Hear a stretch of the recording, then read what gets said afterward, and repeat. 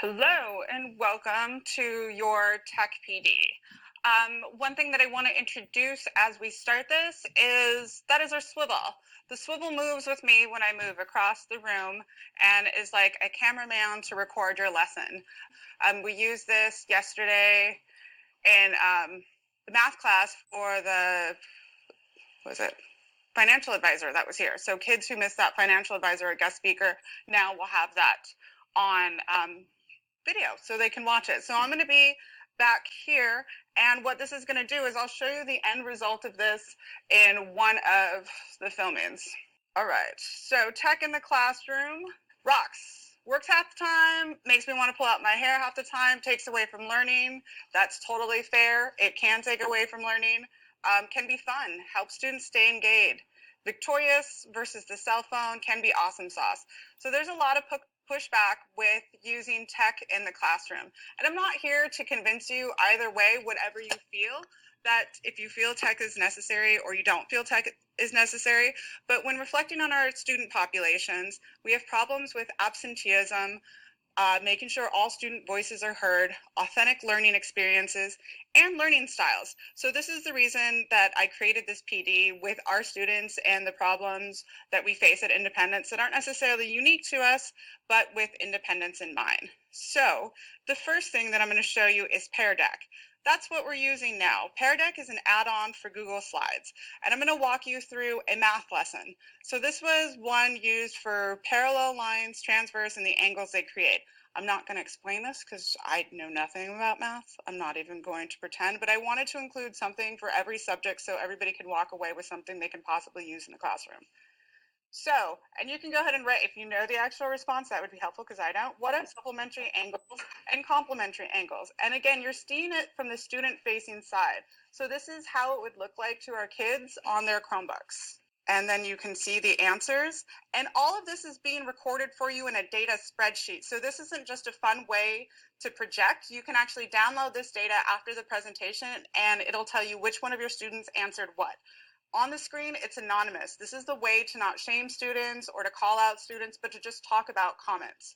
But for accountability purposes, you do get this in a nice spreadsheet at the end of your lesson. Awesome. Angles, sum up, and here you can say, okay, well, why did we think that way? You can go over that. You can draw. I'm going to go into Nebo, which will give us Apple pencils. It's a little harder to do with your fingers, but you can practice and see what your students would go through. So you can draw angles. So maybe students are better at visually showing you their angles instead of verbally showing your angles.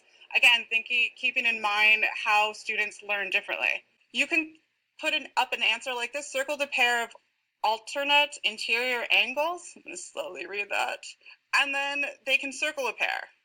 So this was 3 different ways to show similar math concepts, and that cater to students, whether they're visual learners, they learn better through writing, doing, but it helps give you that way. And as a teacher, you have the data collected at the end of the presentation. So now comes that short little answer, and this is actually your answer. Would you use this in the classroom? This is one of the things we do need a subscription for as a school. So it's really helpful if you can kind of give us a roundabout how many people would use this in their classroom, how many people wouldn't use this. There's also different ways to do multiple choice. There's lots of angles. And if you want to try this out before we actually order it, there is a website, and I'll give you the tutorial for it. Responses, if 3 more people can just respond, if they could use it, not sure, maybe. Just so we can kind of get a sample size, that would be great. Give you about 10 more seconds. Sweet. Interactive docs. So this is what I was going to jump to. Each of you was emailed an interactive doc, which was your agenda. This agenda is interactive in that you can click on things. So one of the things is, I told you I'm not going to go over how to. So what I did was I created videos and uploaded them to my blog. This will walk you through how to start PearDeck. So after this presentation, if you're like, I really want to see how this works, I want to try it on Monday. Damn, Sherman didn't go over it. Awesome, I'm sorry. I want to be respectful of your time. But you can watch the video, and this will show you how to start a PearDeck and how to project it with your students. So yep, that's in your emails. It's as an attachment. So each one of you have a copy of that. So in case I'm going too fast and not explaining things, I've created the videos to where if you want to learn more about it, you can. One example of an interactive doc I found very helpful here at Independence is an introduction. So I did an introduction doc that I send students who are new to my classroom. It tells them a little bit about the classroom, but it also starts with this video.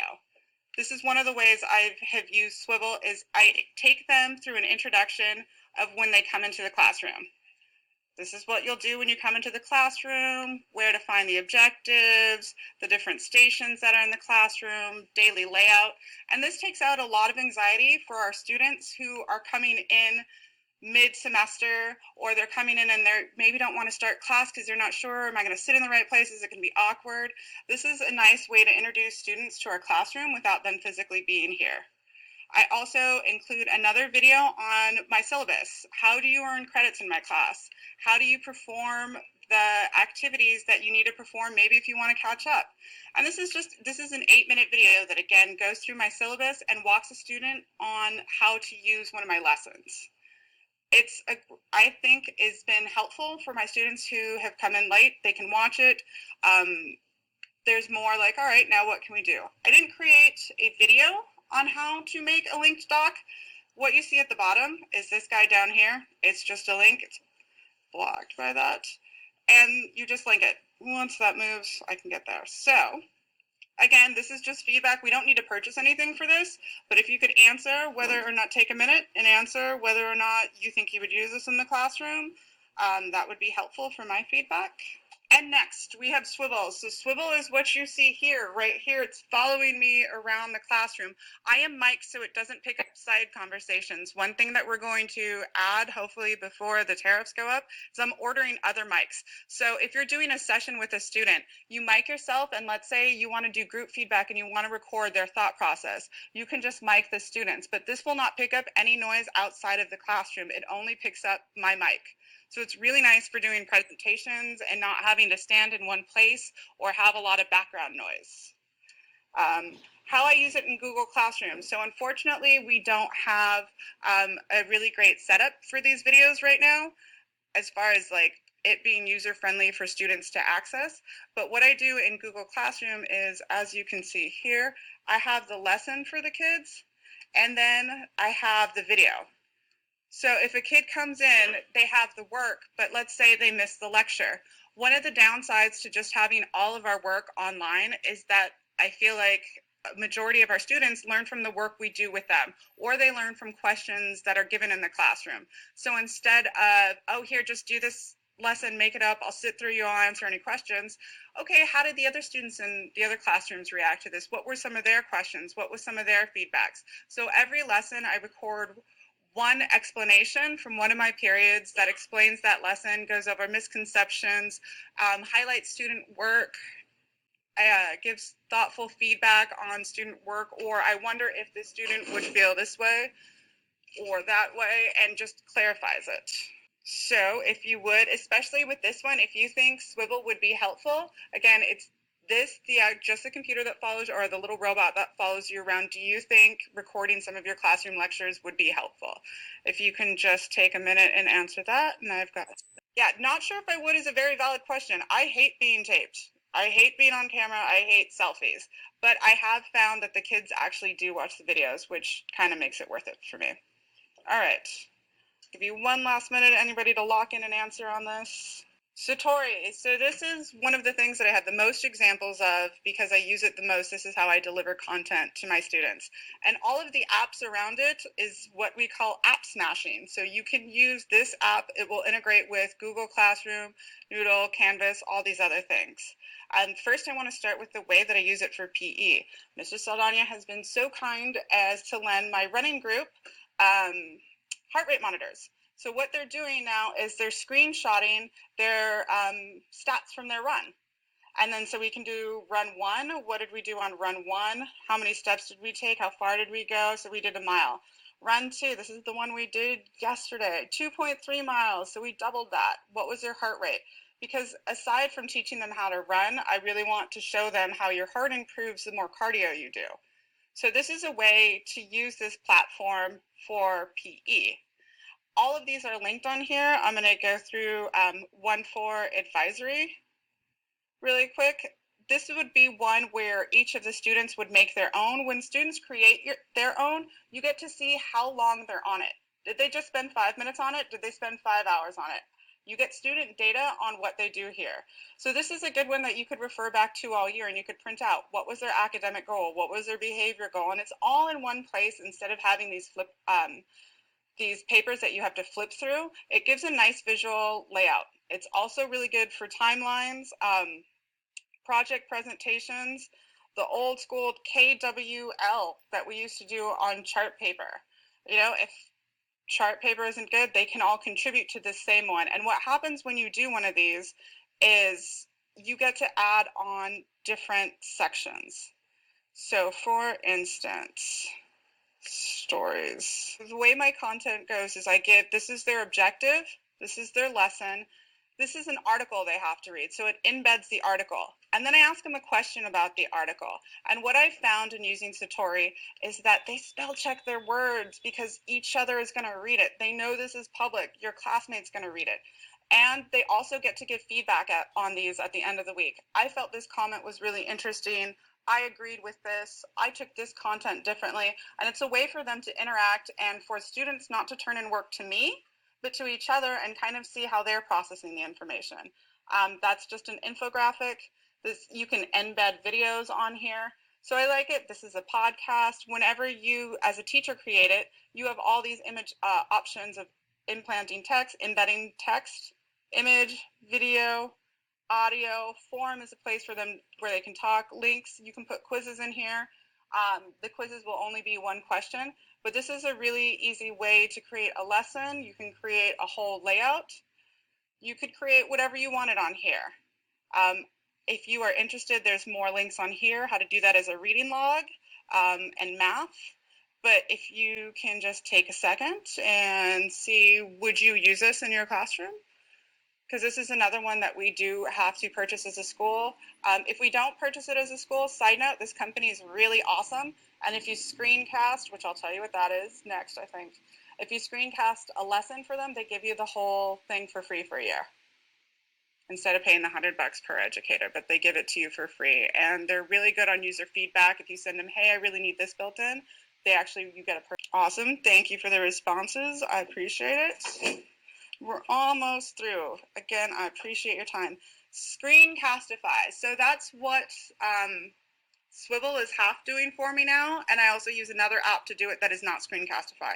Screencastify is free. You guys already have that built into your Google Chrome. You just have to download it. The only problem with the free one is you can't edit it. What Screencastify does is the video where I'm going over my syllabus, it records your screen, and you can have you in here, you can have you out of there, but it's a way for you to be able to walk students through assignments and give them instructions while it records your screen instead of you talking. So I find it very helpful. This is how I explain my rubrics and my beginning of the year setup. Again, so when I'm having 4 or 5 students come in midway through the year, I'm not spending 20 minutes with each student saying, this is how I grade, this is how things will go. They can just watch the video and it matches all the paperwork that they give. All you do is press play on your screen. I'm not sure which one we're going to use and if people have an interest in this, so I haven't made a how-to tutorial, but if you can take a second, and you can let me know if you're interested. It'll let me know whether or not I want to do some more research on this. And again, this is just recording your screen, whether you want to show them a movie, whether you want to show them how to do some work. It's different than the video if you are more interested in live screening. You said the free version, you can't edit the video, but the paid version. Correct. And the pay one isn't that expensive. I think the pay one was like $20, $40 a month, or $40 a year. And then I'm assuming it goes down. But for the free one, you'll see in, let me go to one of my videos. The Satori one. So whenever I post videos that has student work, I have to blur out their names. So that becomes really helpful when I get to, let's see, there's one part where I had to blur out the whole thing. You can put Yep, see, so I had to blur out that student's name. So that comes really handy when you're blurring out things or you want to edit, you want to re-record. You can put text in your videos like click here or go to this link. So the editing I really actually enjoy.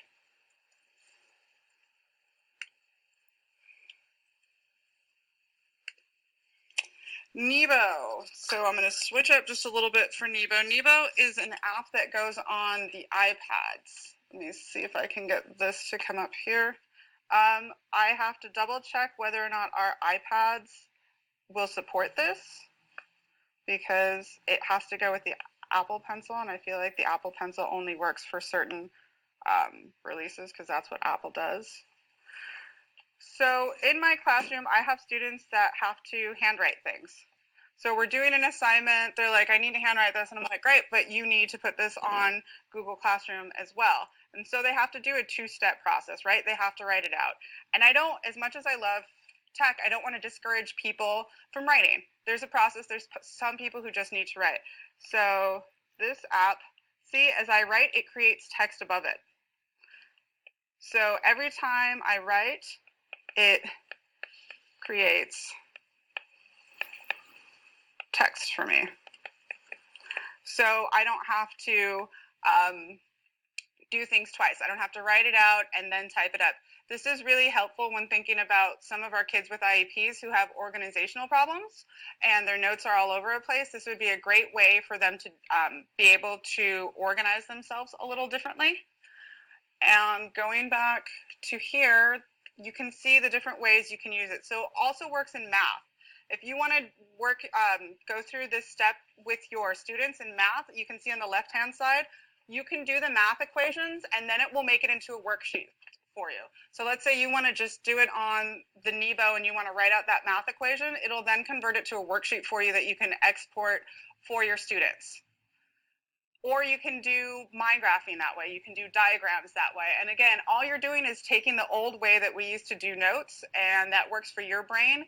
And then instead of having to screenshot that or whatever other step you're having to keep a digital version of it, this converts it automatically. So I think we got like 2 more left. If you guys think you are interested in this one, especially in this one because I need to check on the iPads and how many pencils we need. We do already have one student, Sam, who is now using his own iPad from home with Apple Pencil because he was so excited that he didn't have to write things twice. He asked his mom for it and she was on board. So students have found this very useful, especially for writing. Last thing, Flipgrid. So Anna and I had a fun time using this in the classroom yesterday. I gotta say, so one thing to keep in mind with Flipgrid, this is the one where you record yourself. One thing to keep in mind with students is I think as adults, we're more awkward with this because we did not grow up holding a cell phone like this. This is not our generation. We don't talk to a cell phone like this. We don't talk to our friends like this. This generation does though. So whatever hesitations you have about using technology like this, I want you to try and keep your students in mind and what are they comfortable with? Because I will admit this was not comfortable for me to do at all. But the students found it fun. I think they were really into it. They got to be creative with their answer. We didn't make a chart. We got to make a video. So on Flipgrid, you have your activities, and this is all the stats that you get. You have my grids. So this is one we did in advisory yesterday, and the students got to record their own. And I left an example for them, so you get to leave examples. And they got to, this was create your own school.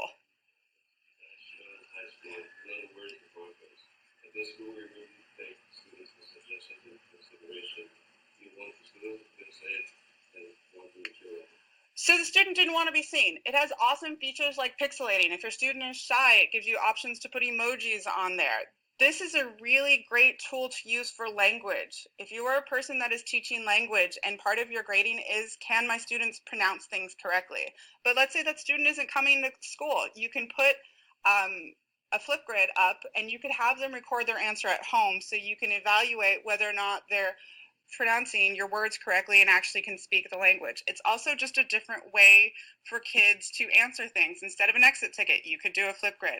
I did a teacher video introducing myself.